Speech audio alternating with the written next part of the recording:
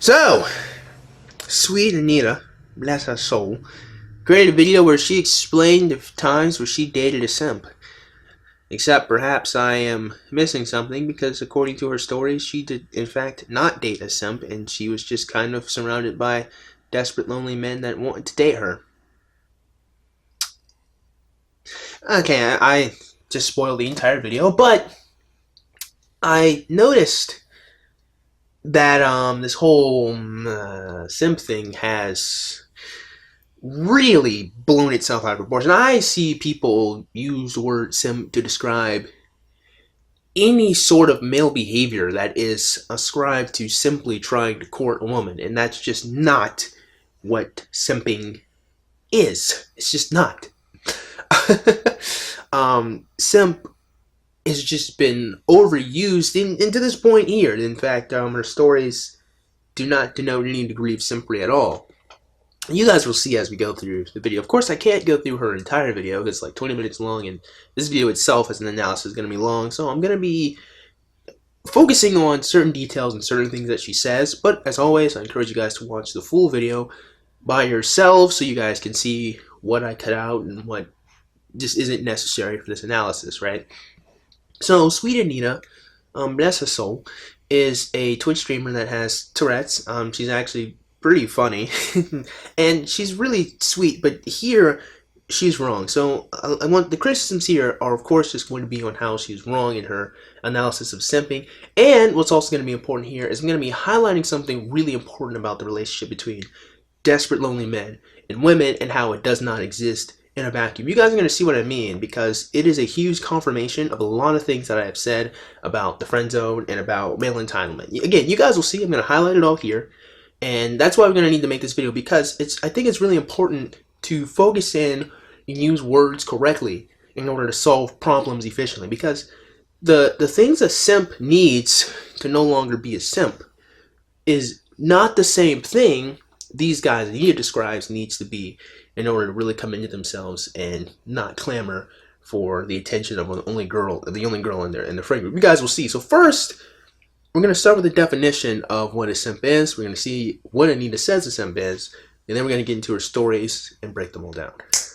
Simp is a term I've never seen ever. Really? Okay. So simp is usually someone who, there's an acronym for it, but I won't be saying that on stream. I think it's rather inappropriate. But suffice it to say that simps are usually men, but they can be women too, who are obsessed with trying to sleep with women, but tend to not be very desirable, tend to be very socially awkward, tend to be not the kind of person that would be very successful in dating, not just because of their looks or anything, but because of their overall demeanor and desperation. And they tend to behave in very desperate ways that are very transparent, because they don't know how to interact with women, but they're obsessed with them, and they're obsessed with trying to get sex. And an example of a simp would be someone who pays so much focus and attention to a girl even though she's in a relationship, because they think there's like some sort of queuing system and they'll be next in line. So they're the kind of guy who's like super nice to you and gives you loads of stuff, pays lots of attention to you, lends an ear whenever, you know, you want to bitch about your boyfriend or whatever. And then the minute you break up with them, they profess that undying love and go, clearly we're going to be together now. They're the kind of person who sells all their stuff so that they can donate like thousands of pounds to their favorite e-girl, and then they live off noodles for the rest of the month. Her first example is incorrect. Her second example is perfectly correct. That's, you know, internet simping, which is where primarily most simping occurs. Now, the reason why most simping primarily occurs on the internet is because there's a social distance. This video isn't going to be advertiser friendly now, but the point is there's a remote location to where the female is, and no genuine connection or ability to talk to the girl without giving her lots of money. That's where a huge portion, or what a huge portion of simping is. It's recognizing the base lizard urge of a male-female relationship. If I give a girl resources, she'll give me love and affection and or sex. That is what the simp is going for. He's looking for attention from a female that he idolizes somewhere else. So one of the most important aspects about being a simp is idolatry. You have to elevate the woman high, and you have to want and need her approval.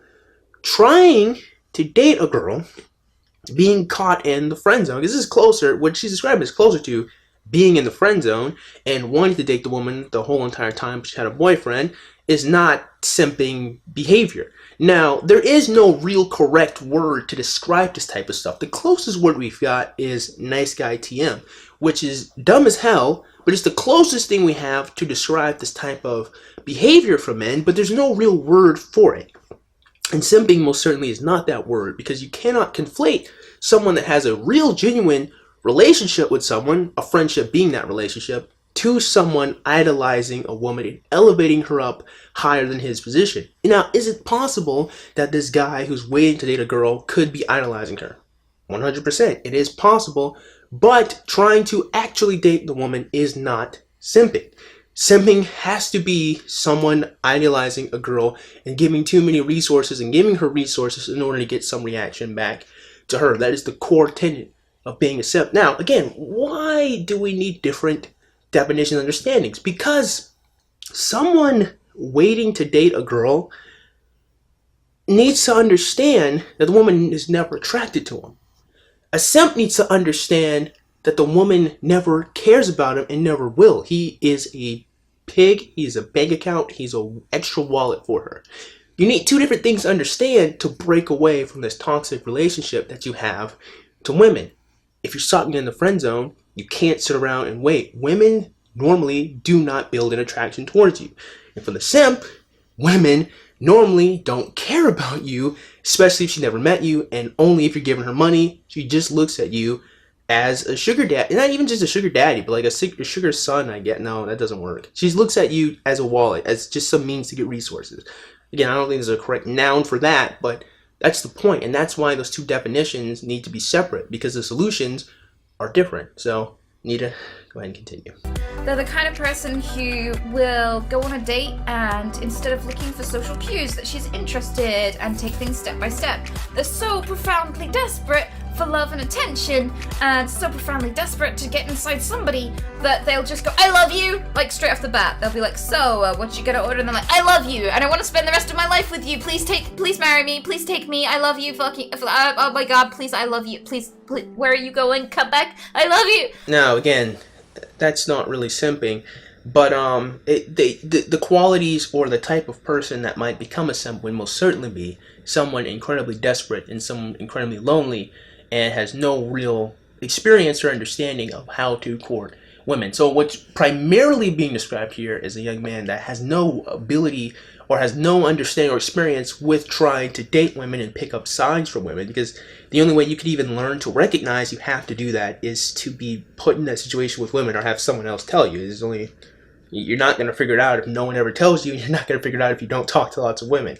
So that's it. That's the type of person she's describing. But again, it's not really simping as much as it is desperation, and that's 100% what this really is.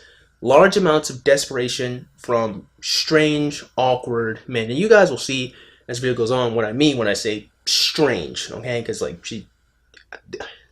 already previewed the video. Some of these guys are kind of strange. Because they're just like, oh, they're like in a frenzy, like their loneliness is compounded by their low self-esteem, and so they alternate between self-loathing and desperation, and the only validation they can think of that will make them feel less awful about themselves is how women feel about them. Well, she's mostly right. The thing is, it's not that they are looking for female validation, because it's the thing that will make them feel good about it. The problem is the fact that they never had it to begin with. The problem is males base their worth in society based on what gets them laid by women. Unfortunately, that's the truth. That's the problem. If you have low self-esteem as a man, a lot of the times it is connected to being disrespected or being picked over by women. Unfortunately, that be the case. That's the metric that we use in our society to judge whether or not a man is worth it or if he isn't worth it. It's whether or not women want to have sex with him. Now, I think it's stupid and dumb, and you 100% need to break away from that cycle of desperation and needing female validation. But that's kind of really what the core of the issue here is. You know, the low self-esteem usually stems from not having a woman in your life, and that is what the idolatry is, or at least that's the issue of what the idolatry of the simp that you should be describing really is. It's the fact that you feel like you have to have a woman approve of you in order for you to feel like you're valuable or you're worth something in society, and that just 100% should never be the case at all. Just shouldn't be, you know. Continue. Yeah, okay, so I've had a few experiences with simps. My earliest one was when I was at school, and there used to be these boys, and they were really nerdy, and they liked playing card games and Warhammer, and, you know, they liked to stay at home and play computer games, and they weren't particularly sportsy, and they didn't have great social skills. They had a lot of body odor, and, you know, they were kind of like a stereotype, and, you know, I felt flawed, and I felt kind of like inherently like I would never be able to fit in anywhere, and so I kind of related to these guys and sympathized with them. So when they started coming over to me and saying, "What are you drawing? What are you doing?" I kind of felt like, wow, I kind of felt like I could speak to these guys because they were flawed like me. And so we'd all hide together in this classroom away from all the bullies and all the people in breakfast in the playground. We'd just hang out together, and they'd play card games and stuff, and one by one of them would come over and compliment me on my drawing skills and be super nice to me, and they'd bring me treats, and they'd bring me sweets, and they were just giving me offerings, and I just had this herd of nerds following me around, and they would give me stuff, and they were being so nice, and I thought, wow, I have friends, this is friendship. But really, low-key, they were all desperate to be my boyfriend, and I didn't know this. Now, I don't really have much in the way of knowing Miss Anita's history, apart from basically what she told us. So a lot of stuff can be extrapolated from that, but nothing really definitive. However, one thing that I really do need to highlight is, dare I say, the naivete of females. Now, a lot of red pill type of content usually describes women as pretty nefarious or pretty attracted to evil and darkness. And while that's true, there is a huge subsection that I would probably say the vast majority of the issues that women are really facing when it comes to courting or understanding being courted by men, and that is just pure naivete. Okay, just kind of pure, just kind of not being all the way there. Now, SweetAnita probably didn't really have a lot of male attention apart from just these guys who just were trying to court her at this point in time. So maybe an excuse can be created for her in that she'd never been courted by a man before, so she'd have no idea what it would look like, so she thought that they're just her friend. I mean, she kind of said it, and not with those words, but she did kind of say it. But one of the biggest issues I've seen when it comes to males and females in this particular area is the fact that a lot of women are always accepting of things from men. Very seldom do girls ever put a cutoff or a stop to the offerings, as she says it, from men. And of course, from a purely logical point of view, even from an emotional one, how many people are really going to stop you from giving them stuff? Like, it takes a lot of humility, and it takes a lot of mental strength and kindness, and even like you really have to care about the other person a lot to be able to say, no man, I don't need your stuff, it's fine, don't worry about it, I got it, and give it back to them, right? Because when people are giving you things, especially when you feel terrible about yourself, usually, especially if you're a young woman, not only is this like just your normal modus operandi, just your existence, it's just men are giving you stuff, so it's not even special, it's not even meaningful to you anymore, right? And I can just, you know, my whole video catalog kind of shows this to you guys, right? Excuse me.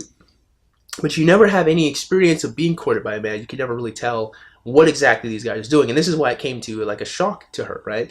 But at the same time, and this is what's kind of interesting to me, is the fact that like there isn't really a degree of, dare I say, common sense here for a lot of young ladies. There isn't a point, and this kind of reminds me of a time when I was in college, right?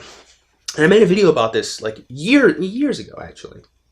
I'll link the video somewhere now. When I was talking about the Friendzone again, And this guy who was an old friend of mine was trying to court this girl. Now he never told me he liked the girl. We never had a conversation where he explained how much he liked her. It was just so hilariously obvious. It was so, like, I didn't need him to tell me that he liked the girl because it was so obvious. He was doing so much for her. He at one point, I remember he tried to like cook her dinner and in his room with his microwave noodles and some. It's fucking hilarious. But he was doing the most for her, right? And I eventually got to a point where the girl finally rejected him, and I was talking to her. Me and a group of friends were all talking to her about it, and I asked her, and I said, "How did you not know he liked you?" And her reply was, "I don't know. I just thought he had like some kind of crush on me, and it would just go away." And I sat there, and I was like, "Really? You thought you would spend all of your time with him, and his crush would just go away?" Now, hold on, guys, because there's a reason why I told this story, and it's going to become very important later in the video. For now, I wanted to highlight that a lot of young ladies, like Anita here, are incredibly naive, and they either pretend to not understand when men are trying to court them, or they always have this degree of plausible deniability where they could say, "Hey, look, man, I didn't ask for any of this stuff." And you guys will see that I'm going to be confirmed again as the video goes on. Miss Anita, please continue. Until quite late. So 2 of them in particular were particularly forward and kept giving me more gifts than everybody else. And they were constantly feeling like they were obligating me. So they were like, you've received my stuff, so now do you want to go on a date with me? Thinking that this is how you impress people. And one of them actually gave me a massive speech about how they were spending all of their dinner money on me, on gifts for me. And I didn't know this, and I didn't ask them to. And that they needed to take some time away from me for themselves, because they've spent all this money and it's not really, it's not really going anywhere or getting them anything. So now, because it hasn't got them anywhere, they feel like they have to take some space from me so that they can spend their money on their food and have, just take some time for themselves. I was like, what the fuck? Now, of course, that'd be reasonable, right? If you're trying. Now, again, like, here's the thing. Like, red pill knowledge, it ain't common sense. I'll be honest with you, it's just not. It's very outlandish.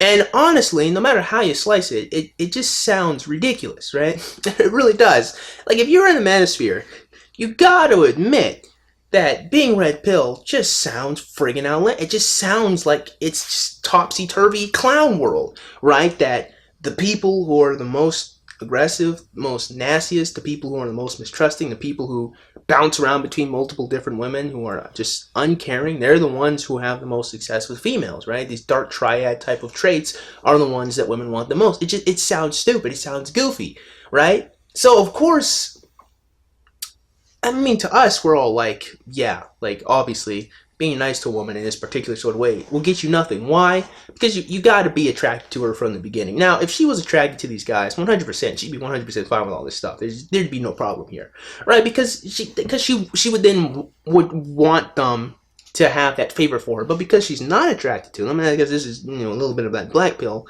sprinkled into there, they're all just friends to her. And because she's not asking for any of this stuff, she feels like there's no obligation in order to reciprocate it. And that's true. There is no obligation to reciprocate it. But what her friend here has to understand is that these guys are equally naive to her. Well, she can't understand that they're trying to court her.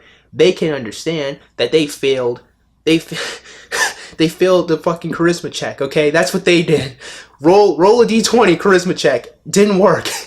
They didn't recognize that they just straight failed it. And that's what it is. If we want to use, D&D type of metaphors, if we want to use any type of metaphor, and when they didn't pass that check into being attractive enough to court her. So it didn't matter. It's all pointless. It's all wasted effort. And a lot of young men never realize how much wasted effort it is and how much you have to just be just attractive to her just from the beginning. Otherwise, women don't build attraction towards you, especially not if she's already considered you her friend. Seldom. Now, it's not saying that it never happens, but you can't hold out hope and faith that you will encounter that woman, right? Because those women, those are old. Those are the boomers. Okay, those are old ladies. And I've had lots of conversations with older women like this.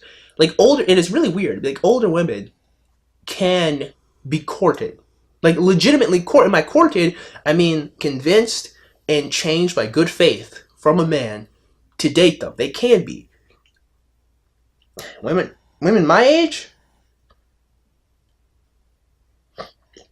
It's not gonna happen. And see, and that's what we have here, right? So I found it interesting. I just kind of wanted to highlight what was interesting was the fact that Anita was really confused about how the guy came to the conclusion how he had to break away from her and spend his money on himself, because that's exactly what you have to do. If you get caught in this cycle of giving women money, giving women time, giving them resources, you get nothing back. There's no return on investment. And just from a purely logical and just say business point of view, if you're getting no return of investment, you gotta cut the business off. You gotta stop it. That's just what's gotta be done.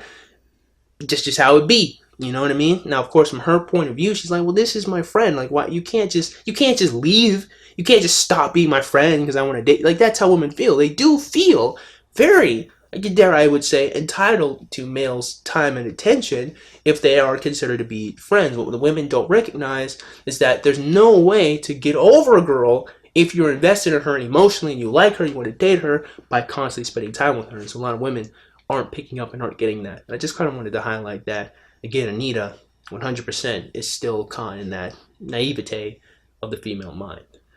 Continue. So these guys were taking bets on who would get to date me first. And the first one that I actually took an interest in, this is before I knew the mentality behind it all and what they were thinking and planning and all this shit. He actually asked me to come home with him one day. So I did, and I thought we were going to play computer games or something. And I walked into his room and it was just plastered with porn. Like cutouts from magazines and newspapers, just titties everywhere, right? And a bed and a cupboard, and that's it. That was all that was in his room. Yeah, like that is really weird. And it gets a little weirder too. Lots of questions are asked, and I ask way too many questions, but lots of questions are asked, like, where the bloody hell are where are his parents at? Like, how was he even able to construct this whole thing? How was he even able to get access to all this porn at such a young age? It opens up lots of questions, man. And he said, oh, you look cold. Can I get your jacket? And he opens up his wardrobe, and inside it's all lined with porn. Like, it's like a little wank cabin.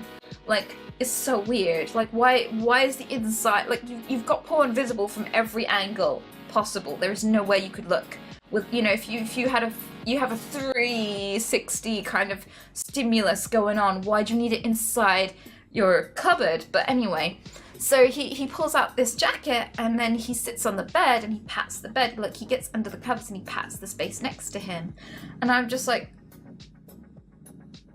and I run out. I think I was like 11. And then, like, because then you're like, hold on, wait a minute, hold on there, buddy. What? You were what? So this guy was trying to back on an 11-year-old. Like, how old was he? Not only did he have a whole bunch of access to a whole bunch of pornography, so much that he could plaster around his whole room. Like, let's just assume this is true, okay? I mean, was he 12? Like, was he also 11? Or and he was, because here's the thing. If he had that much pornography, clearly he knew what sexy time was. But it is strange that he had so much access to it. So like he couldn't have been 12. So then it's like, how are you 11 in this situation? Now I don't know what happened. I don't know, but it is a little off that an 11-year-old is with another 11-year-old with so much access to porn magazines, enough to create a whole closet and whatnot. That is just, and it's weird. It's weird. I can't make heads or tails of it, but it's weird. And that's what I mean when I was telling you guys earlier in the video. These are some strange guys. Like, listen, I'm not here to defend these guys. I'm not here to say these guys did the right thing.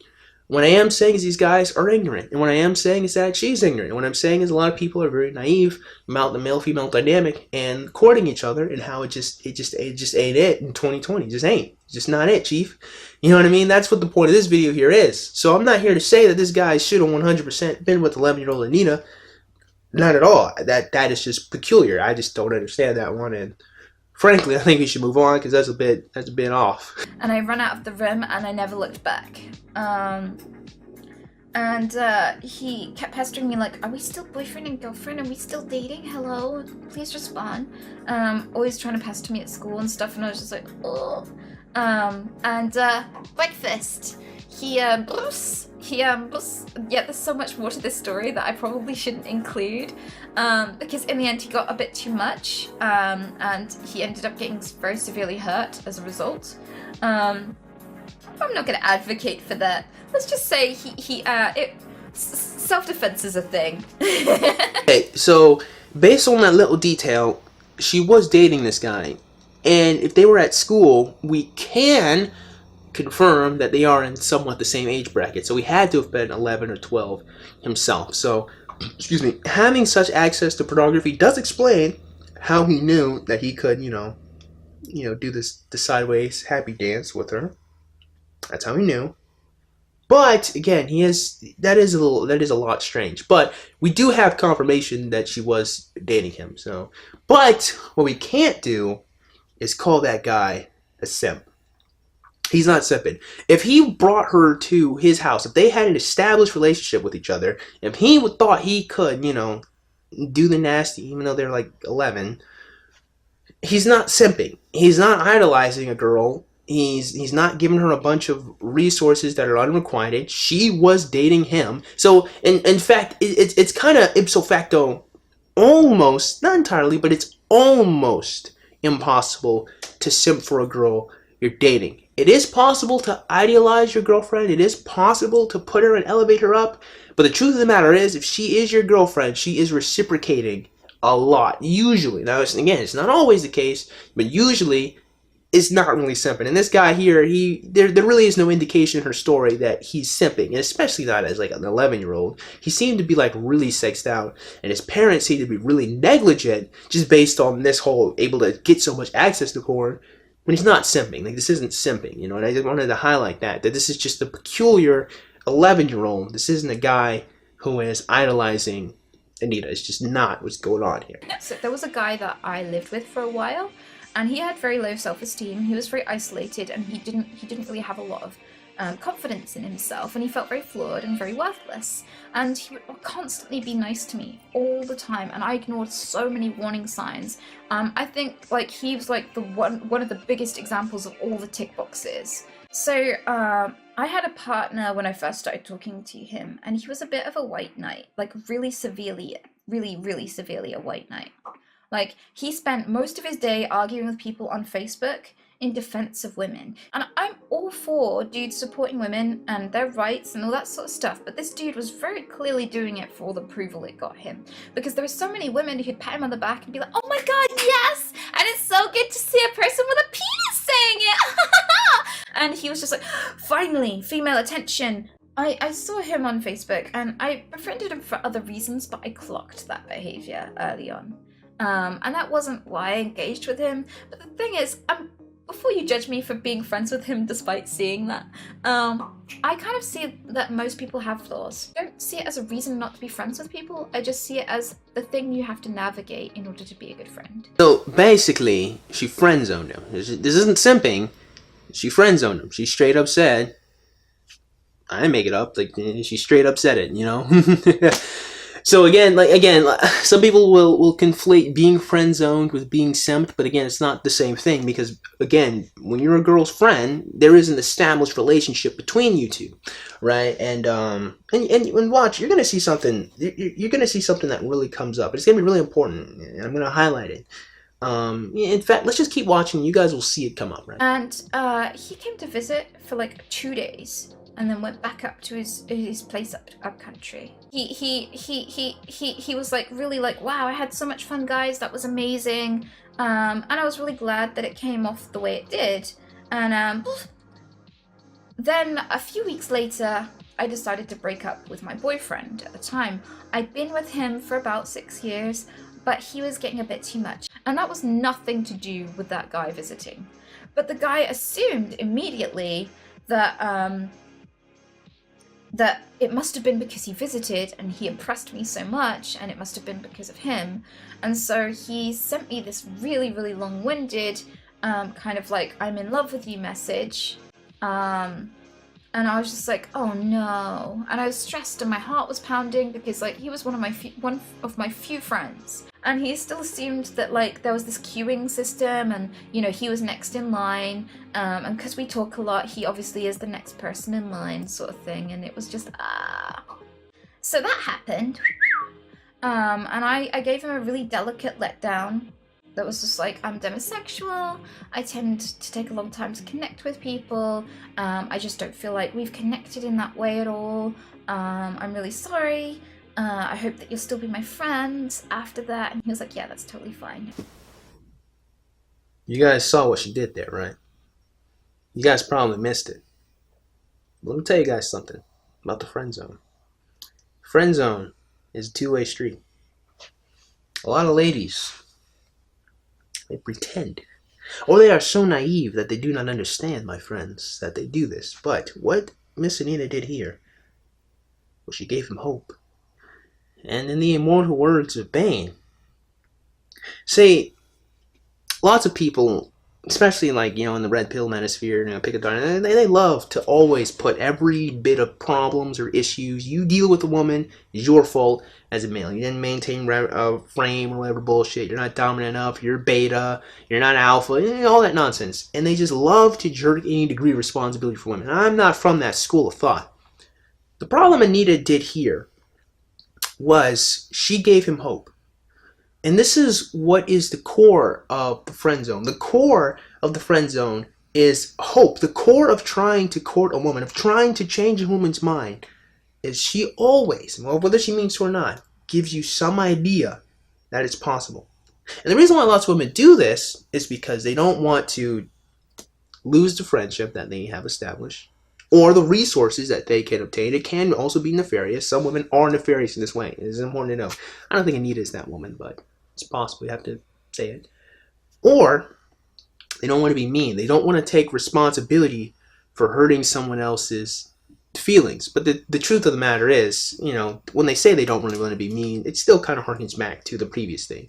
They don't want to lose the benefits that they have obtained from having said friendship, whether it be, you know, emotional stability, you know, like emotional support from him, or, you know, good times, you know, whatever. It doesn't matter.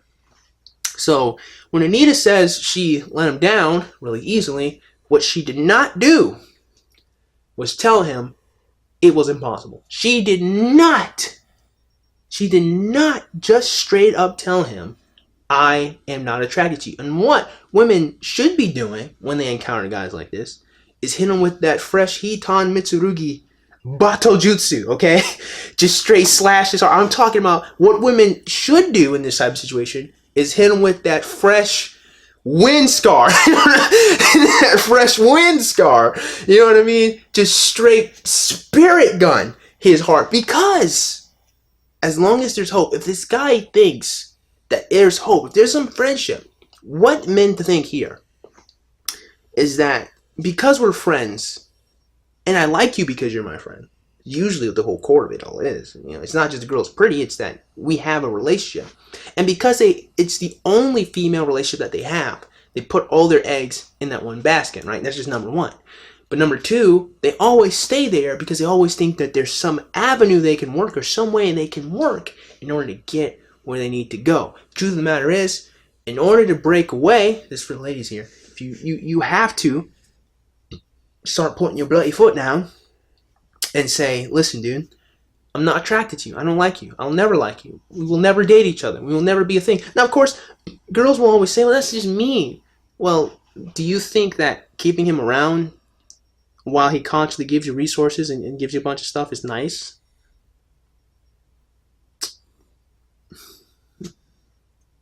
Continue. And we carried on talking as normal. So he moved in, and he seemed to have outlined that he didn't have any romantic expectations. And that happened, and everything seemed fine. Of course, this is just This is just stupid, okay? Okay, I don't want to be mean. This is just naive, okay? Because once again, you guys remember that story I told in the beginning of the video? Back in college, girl and the guy would spend all their time together, and she thought that his little crush would just flutter away. So Miss Anita here believes that this guy who sent her this long-winded message, I love you and all this stuff, will move in with her, and then somehow he will not develop romantic feelings toward her.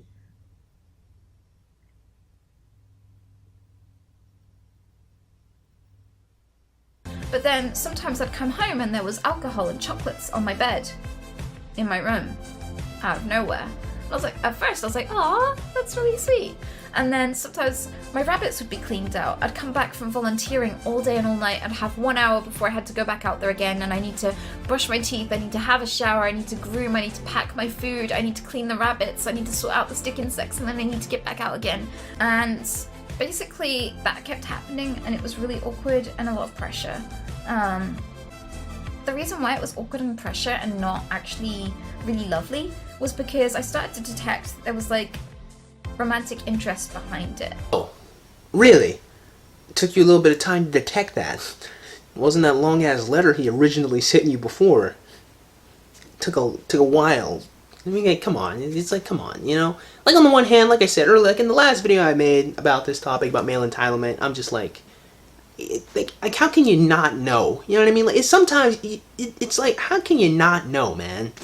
And so I sat him down a few times and I went, it's really nice that you're cooking me food. And like, 'cause I'd come home and he'd have cooked like some food and he'd be like, this is because I believe in what you do, to ease the burden. At first I thought that was really sweet, but as things got weirder and weirder, I got really nervous about eating it. If a friend cooks you a meal, it's awesome and you eat the meal together. If a simp cooks you a meal, you feel this heavy weight, this heavy burden of pressure and expectation, like, you like me now, right? You like me now, right? You're gonna suck my dick, right? This counts on my stamp card, right? And you can feel that even if they're denying that that's the case, even if they go, that's not what's happening here. You can feel it fizzling, this desperation underneath it, and it's really scary. Because it's ridiculously obvious. Like it's not. You don't need some type of bloody superpower to recognize that some guy wants to put his dick inside of you. It's just. It's not hard to understand or to obtain such information. Like, he also wrote you a letter describing how much he loved you. Come on, man. It's like, come on, dude. And it just ruins the friendship and the interaction, and you feel like kind of fed up with it.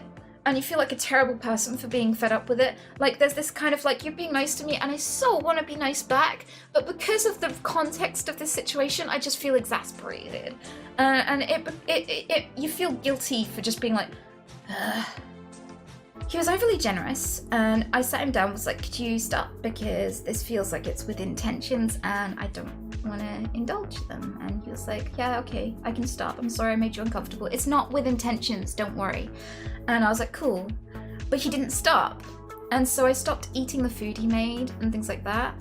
And he started throwing tantrums. Well, he didn't throw tantrums, he just got angry. He was like, well, I feel kind of like I'm trying to be your friend and I'm making you food and you're not eating any of it. And it's like, yeah, I told you to stop.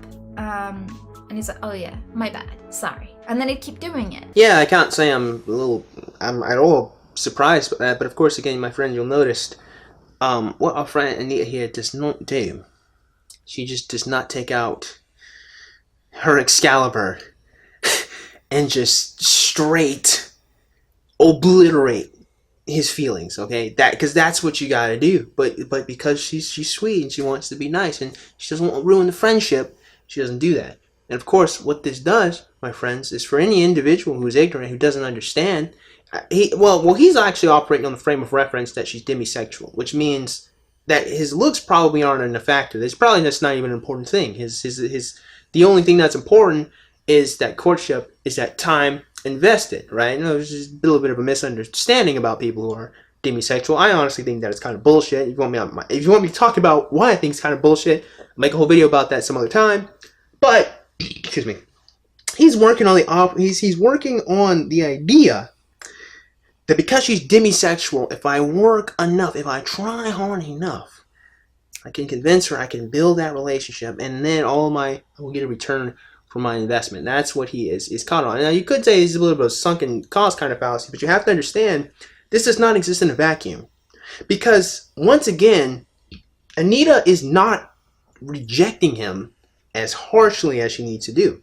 It's very soft, it's very kowtow, it's very sweet, but what she should have done a long time ago is just straight, she just needed to pull all 5 cards of the Zodiac, okay? That's what she needed to do. That's what she needed to do. She didn't do it. She did not eviscerate his feelings in such a manner. And this is what continues the friend zone. It's hope. It's this idea, if I keep trying, if I'm there, if I can build that relationship with that woman, then she'll date me. It doesn't work that way, unfortunately. Women do not operate like that. And he did not have the knowledge or the understanding that women in 2K20, you cannot, not even just in 2010, you cannot build an attraction with women anymore. It's just, now maybe some, but most of the time, it ain't happening, Chief. Unfortunately, it just ain't. It ain't happening.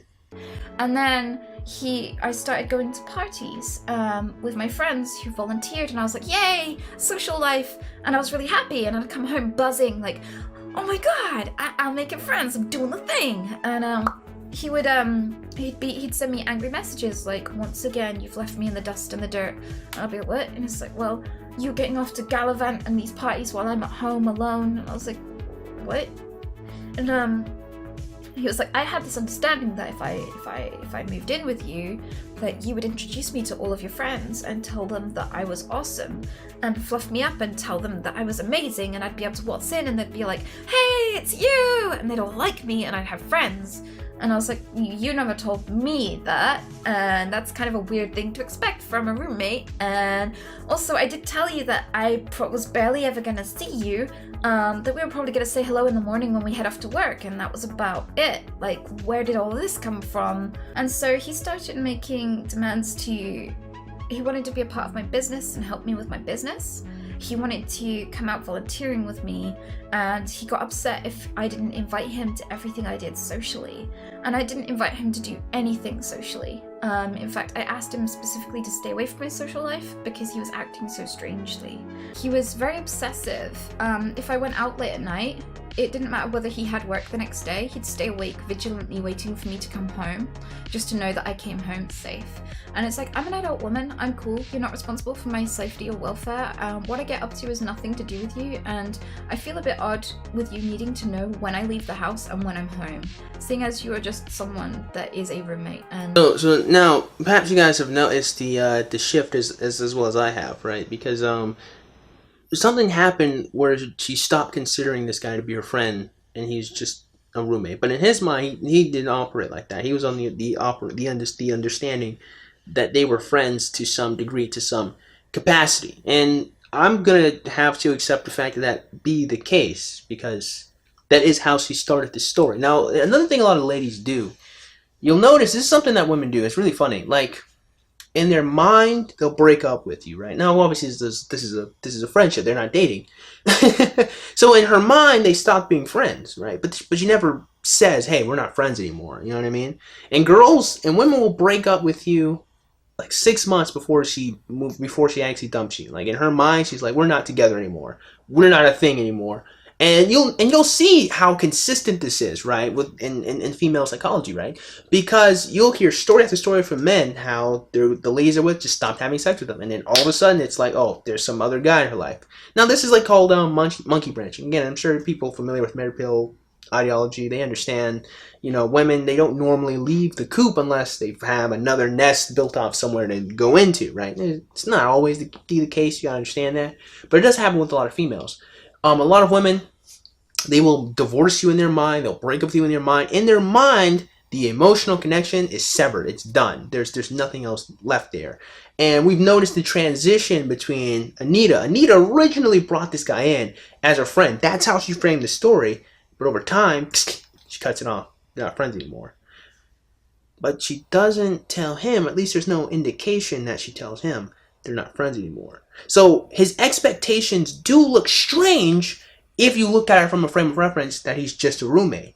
His expectations are not peculiar if you look at it from the understanding that they are supposed to be friends. They are supposed to be close in some way. The problem being, she doesn't find him attractive, and his behavior is also becoming very obsessive. So now it is very, very reasonable why she did not want to date this person, because his behavior is bad, and it is a lot too much. It's too desperate, and it's 100% too much. So I don't want anyone to think here I'm defending his behavior here as acceptable. It's not. But what is important is that it does not exist in a vacuum, and that's the point that I want to highlight. It doesn't come out of nowhere. There is an established relationship between the two of them, right? And as far as I understand it, he seems to be pretty desperate and obsessive, but it doesn't seem like he's been cruel at any point in time. So we'll see the story. Everything about that kind of almost invades my privacy. And to a point, I stopped wanting to talk to him about who I was friends with or who I'd been hanging out with, and he always kept trying to guess. He'd look over my shoulder when I was buying things or hunting for things to look, to use for rescue work and stuff, and he would overly invest in my life.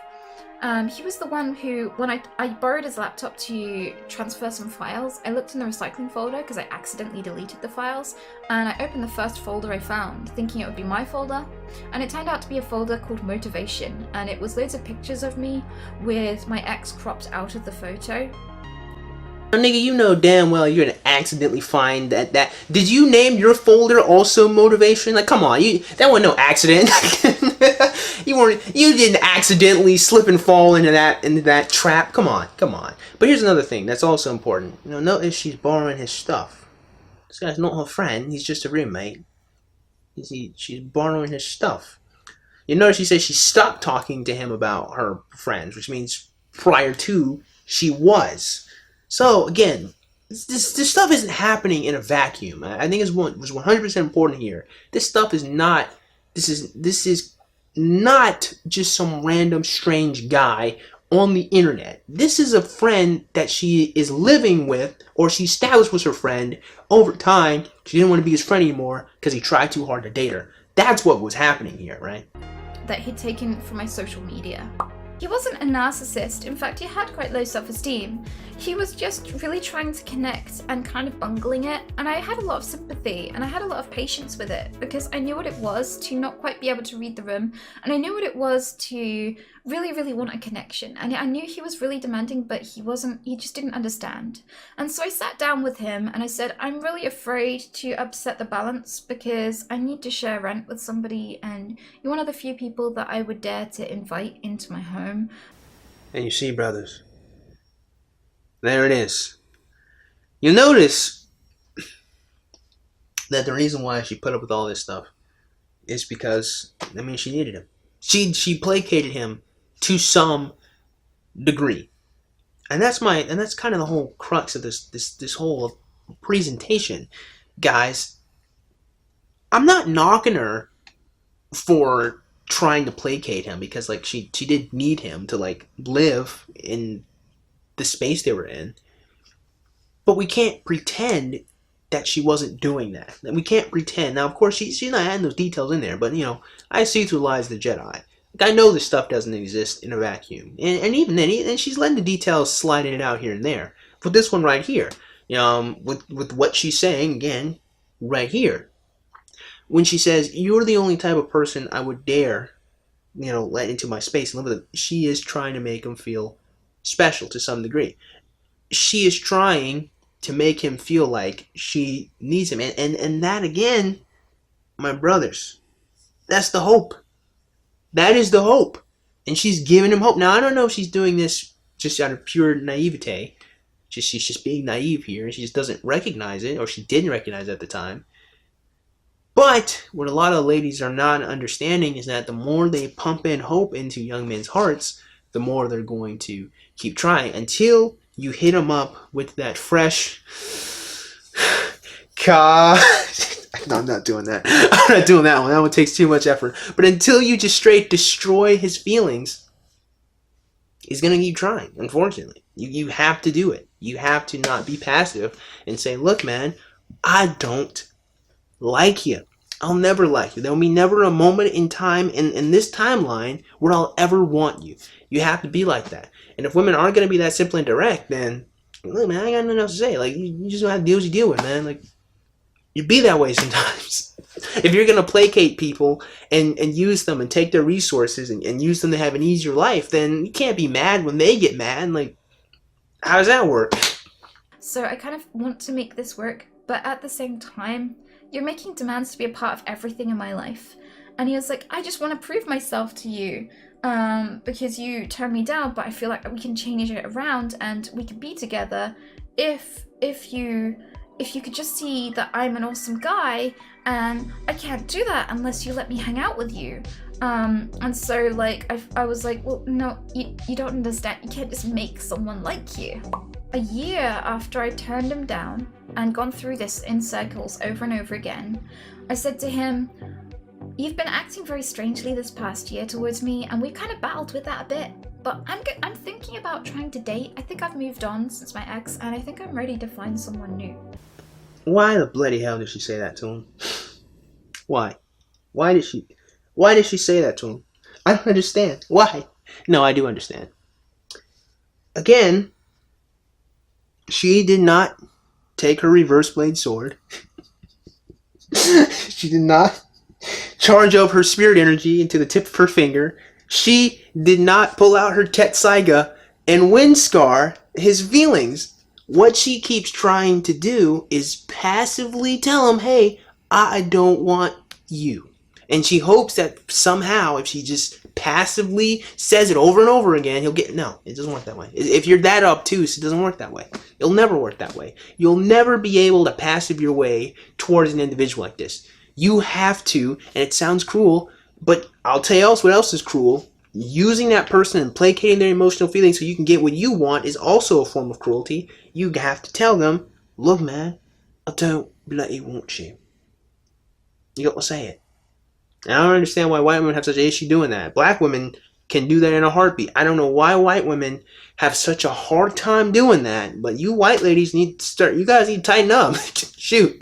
And he was like, if you date anyone, I'll make you homeless. I don't care. Like, I love living with you, but I am out, and I don't care what happens to you if you get a boyfriend. I was like, you swore down that you were my friend? You swore down that you were over it? Like, yeah. No,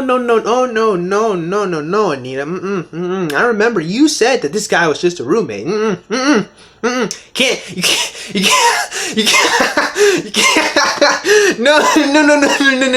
No, my friend. You can't flip back now all of a sudden and say, oh, I thought we were No, you said that he was just you see what I'm saying here, guys? You see what I mean? Plausible deniability. You see what I mean? Now, don't get me wrong. Listen, here's the thing. This is awful. 100%. I don't think you guys need to hear me say that this is awful. Just for those people out there. Like, should you, like, emotionally badger people like this? Should you hold someone hostage because they don't want you by saying, hey, man, I'm just going to destroy your life and leave? No, of course not. But here's the thing. We all understand, like, why she was placating this relationship, right? Like, why she didn't just straight destroy him. It's because she needed his resources. She needed him in order to continue to live in that apartment or wherever they were living in. She needed him. That's why she did not destroy his feelings. And see, and that's the thing that's happening in the friend zone a lot of the time. Now, it's not that Anita here is being nefarious. She's not being cruel. Like, it's just self-preservation. I'm not knocking her for her self-preservation. It's reasonable why she didn't do it in this particular situation, but to pretend that she wasn't doing it, I think, is some fresh BS, because she was 100% placating him. She was trying to keep or establish the balance, as she said, so she can keep living. Now, this just makes sense.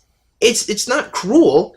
I don't want anyone to think I'm knocking her for this. Like, it just does make sense that in this particular environment, right, with this guy that you friend zoned, that you don't want to upset him too much, because, well, this would happen. And and to some degree, she knew that this was going to happen. I don't know why she walked right into this one, but she knew this was going to happen. I know she knew it was going to happen because she went a whole year of this going on before she finally got to this point. And now you know this position that you're in, and that you have a position of power, and you're using it to control me. How do you think that looks? And he sat there in silence, and I thought, I'll wait. We can sit here and I'll wait. And 20 minutes went by in silence, and I thought any minute now he's gonna take that back and go, yeah, that was kind of bullshit. And it didn't happen. Like, he just sat there for 20 minutes, just like, yeah.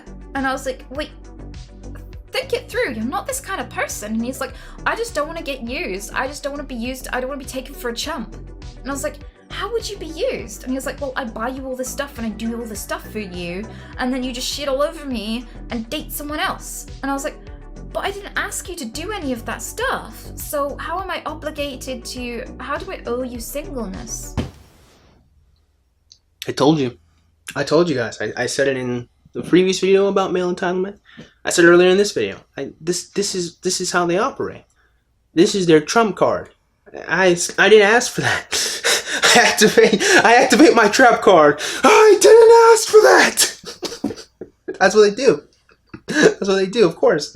Because again, no matter what, like most people, like it takes a certain degree of integrity to see someone give you a bunch of stuff and to say, look, man, I appreciate it, but I know what you want, and I'm not giving it to you. I don't want you in that way. I'll never want you in that way. It takes a lot of mental strength, and it takes a lot of emotional strength to be that person, to be that villain to somebody. You know what I mean? So to speak. And Anita, she just didn't have it. You know, I mean, she's a white woman. Of course she didn't, but, you know. This video here is not to besmirch Anita. I think she's a cutie, okay? She's a nice girl. She really is, but she's still a girl. Which means she's still naive. She's still, you know, she ain't there yet. You know what I mean? She hasn't got the truth of the world yet. And so I gotta be that guy, and I gotta say this, man. For young men, listen, guys. You're not gonna build a relationship with women in 2020. If you're waiting and holding out for that, you know, Godspeed to you. It's gonna take some time to find a woman like that, because a lot of women, they don't work like that anymore, unfortunately. And that's just number one. But number two, if you're dealing with this isn't simpery, okay? This isn't simping. I don't want any of you guys to think that this is simping. Trying to court a woman is not simping, okay? Idolatry, that's simping. Offerings to a woman without getting anything back, that's simping.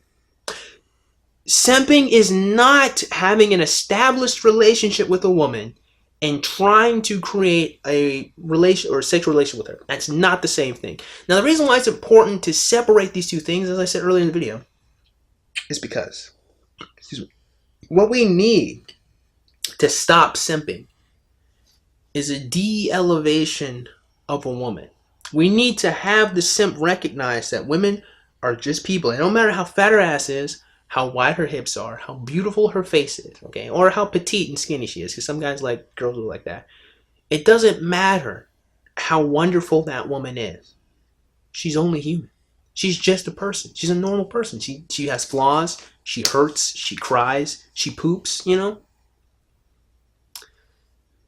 But the friend zone is different, because the friend zone requires hope. And the friend zone requires that the woman have to always pump hope into that person. The woman, and she always needs something from that guy. There's always a reason why she keeps him there. Always. As we saw here in this case. It's not nefarious that Anita wanted to continue to have a home. I'm not knocking her for that. But it's important to recognize that the reason why she didn't break off that friendship was because she needed him. That's what that was. And maybe it wasn't a little nefarious. Who knows? I don't. Didn't seem that way to me. Maybe it was. But you have to understand, it's not the same thing. If a woman is giving you hope, you have to recognize when she's giving you hope, when she's taking advantage of you, and how your effort is not building towards anything. And it sucks to say, and it's harsh to say, but here's the thing. This is only going to help you stop investing in women that don't want you. If you made it to the end of this video, hopefully you guys will start picking up on that, and you young men will get that. I'll make more videos talking about that in the future from the male point of view, so I can help get you guys out of there, and that includes get you out of simping. We'll get there, but for now, in this video, what I want you guys to recognize is the friend zone is fueled by hope. It is. It 100% is, and we saw it here with Anita. So with that being said, I just hope you guys got something out of today's video. And if you did, man, go ahead and click that button. You should go and click that subscribe button. Comment box below. And as always, you guys have yourselves a great day. I'll see you cool cats soon. Adios.